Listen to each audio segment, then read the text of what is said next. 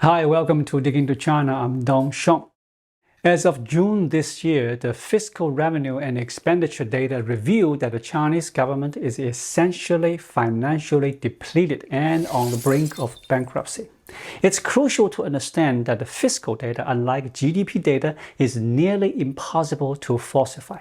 The underlying data originates from various departments: tax data from the Tax Bureau, customs data from customs, and non-tax revenue data from government departments that levy fees or fines. The Ministry of Finance is merely responsible for aggregating these data. If the aggregated data does not align with the underlying data from each department, resulting in discrepancies in the fiscal accounts, the Ministry of Finance would bear all the blame, a responsibility it would never willingly accept.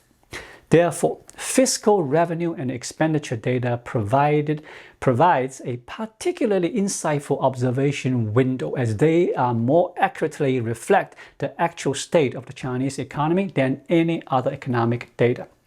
Here, I'll start by sharing my comprehensive statistics table. Please take a moment to pause and examine this table, particularly the section detailing the fiscal deficit. I highly recommend giving it a thorough look.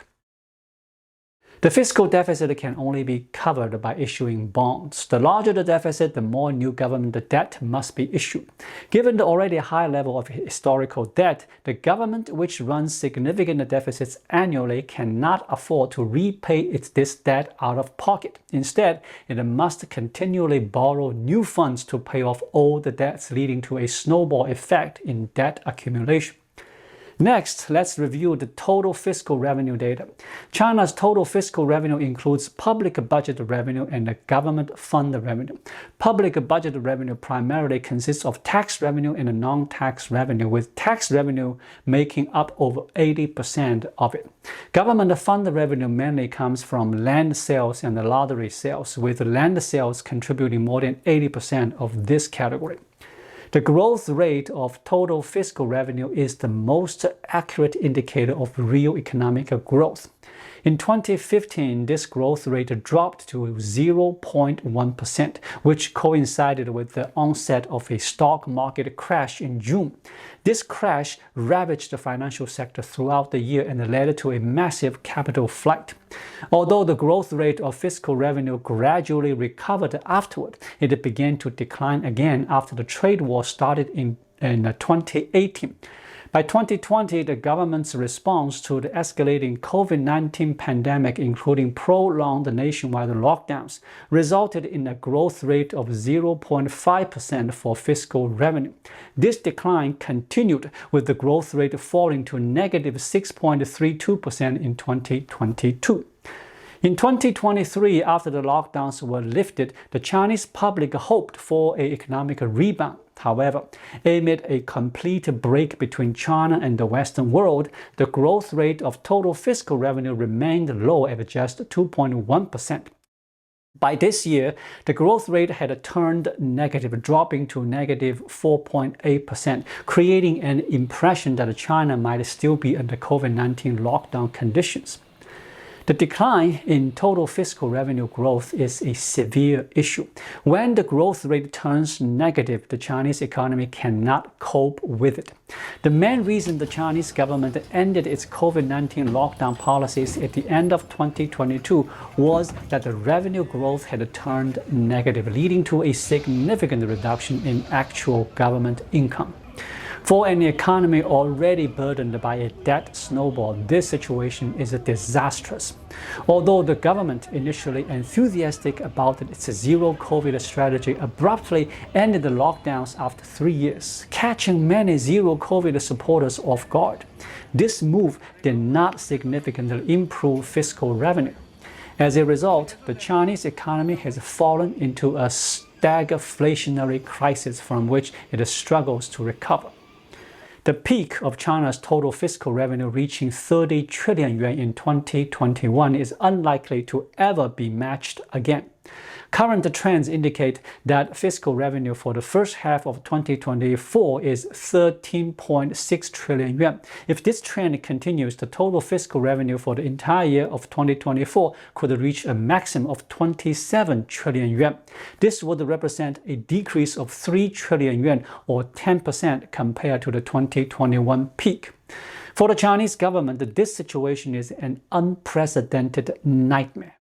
The problem is that the reduction in fiscal revenue is comprehensive. Both major sources of income, tax revenue and the land sales revenue, are sharply declining. Here, I'm providing an official screenshot from the Ministry of Finance for reference. In the first half of this year, revenue from 10 types of taxes has decreased. The three major taxes show the following declines. VAT has decreased by 5.6%, corporate income tax by 5.5%, and individual income tax by 5.7%. VAT is associated with the flow of goods. Corporate income tax reflects business profits, and individual income tax pertains to personal labor income. The fact that all three have simultaneously shrunk by roughly the same magnitude, around 5.7%, clearly shows that in the first half of this year, China has experienced a significant contraction across goods transactions, business activities, and personal incomes. This widespread decline indicates that the entire economic system is facing problems, with no sector being spared. Therefore, a negative 5.6% decline can be seen as a reliable indicator of the overall contraction in China's economy. The Chinese government's response to this fiscal crisis has been both drastic and straightforward: increasing tax enforcement. Local governments have uniformly initiated a 30-year tax review targeting companies for unpaid taxes and imposing substantial fines. Given the myriad loopholes in China's tax regulations, any intentional audit by the tax authorities will likely uncover violations from all taxpayers. Complete compliance is virtually impossible, and the severity of penalties ranging from fines to criminal charges depends solely on the government's discretion. When the government faces a funding shortfall, implementing a 30-year tax audit is so drastic that it has left the entire country shocked and dismayed, resulting in widespread public outcry. The State Administration of Taxation, facing intense criticism, issued a clarification stating that it did not launch a nationwide 30-year tax audit. The agency stressed that these widespread audits are driven by local governments, not the central tax authority, and urged the public to direct their complaints to the local officials.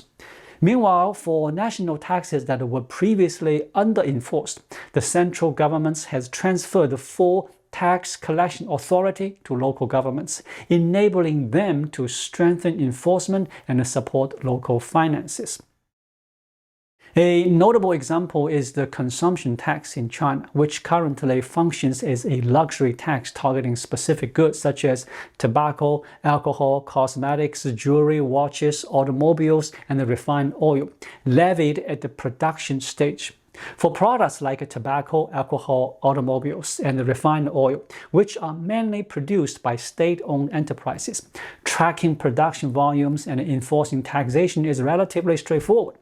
However, accurately determining production volume for cosmetics, jewelry, and watches has been challenging, and the tax authorities have historically relied on rough estimates. With local governments now struggling with financial shortfalls, the responsibility for collecting consumption tax has shifted from the central tax authority to local governments.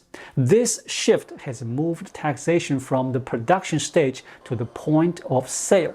As a result, local governments are devising various strategies to track the actual sales volume of businesses, ensuring that every item, including each lipstick, is properly taxed. As a result, in the first half of this year, China's consumption tax saw a notable increase, with revenue reaching 883 billion yuan, up 6.8% from 827 billion yuan in the same period last year. This aggressive tax enforcement is part of a broader strategy. The recent report from the third plenary session of the Central Committee proposes merging the urban maintenance and construction tax, education surcharge, and the local education surcharge into a single tax category called the local surcharge tax. Previously, these taxes were managed with relatively lenient enforcement, giving businesses some relief. Under the new plan, they will be combined into a single tax with a unified rate and enforced more strictly by local governments, which is expected to lead to a substantial increase in tax revenue. Having exhausted its resources, the Chinese government has adopted a clear strategy. It has become relentless in its pursuit of tax revenue, aiming to address its fiscal shortfalls by extracting every possible cent, regardless of the impact on ordinary citizens. This approach is consistent with historical patterns. For example, during the late Ming Dynasty, despite severe droughts and famine that led people to extreme measures like cannibalism, the government continued to collect taxes from the affected regions without any leniency. Similarly, today's government, much like its historical predecessors, is intensifying its tax efforts, relentlessly squeezing every last bit of revenue from the populace. As for streamlining the bureaucracy and cutting unnecessary expenditures like halting the annual 4 trillion yuan spent on ineffective infrastructure projects, this is seen as unrealistic by local governments. With 90 million government employees relying on the benefits derived from these projects, it's unlikely that they will agree to reduce their own perks. Instead, the sacrifices are inevitably passed on to ordinary citizens.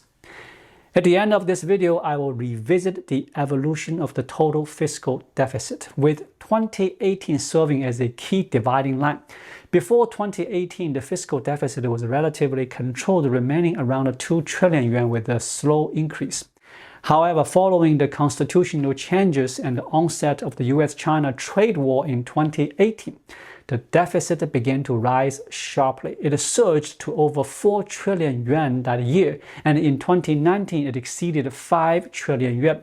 The deficit further skyrocketed to over 8 trillion yuan in 2020 due to the nationwide COVID-19 lockdowns. In 2021, it briefly dropped to 5.9 trillion yuan, but soon climbed back to over 8 trillion yuan. In the first half of this year, the fiscal deficit amounted to 3.65 trillion yuan, representing a 6.2% increase from 3.44 trillion yuan in the same period last year. It's important to note that the fiscal pressure is typically higher in the second half of the year, when expenses for municipal projects, infrastructure constructions, and maintenance are finalized, and year-end bonuses for government employees are disbursed. Based on current trend, the fiscal deficit for 2024 is set to exceed 9 trillion yuan. To cover this deficit, the government will need to issue new bonds, with the monthly requirement averaging 750 billion yuan. This amount reflects the funds the fiscal system will need to draw from the financial sector each month. This figure does not account for the additional substantial funds required for the government's practice of rolling over debt, involving significant financial transactions between the government and the banks. The sheer scale of government debt absorption in China is far too massive for the financial system to handle. Consequently, the stock market cannot anticipate any new capital inflows. The enormous fiscal deficit will absorb all available idle funds in the financial system, leaving nothing for the stock market. Therefore, I strongly caution against investing in the Chinese stock market. Steer clear of it entirely. In conclusion, the Chinese government has emerged as the biggest threat to the country's economy. The combination of a massive fiscal deficit, declining revenue, and a soaring government debt has plunged China into a deep state of stagflation.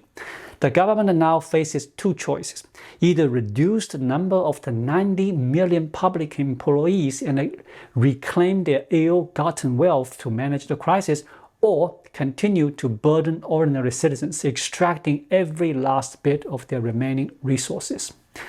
Naturally, both historically and currently, the Chinese government is expected to choose the second option. The Communist Party has consistently shown little regard for the welfare of ordinary people, and this comes as no surprise to me. Thank you for watching. Please like, leave a comment, and subscribe to my channel. Just click the subscribe button right here. I'll see you again shortly. Until then, be well.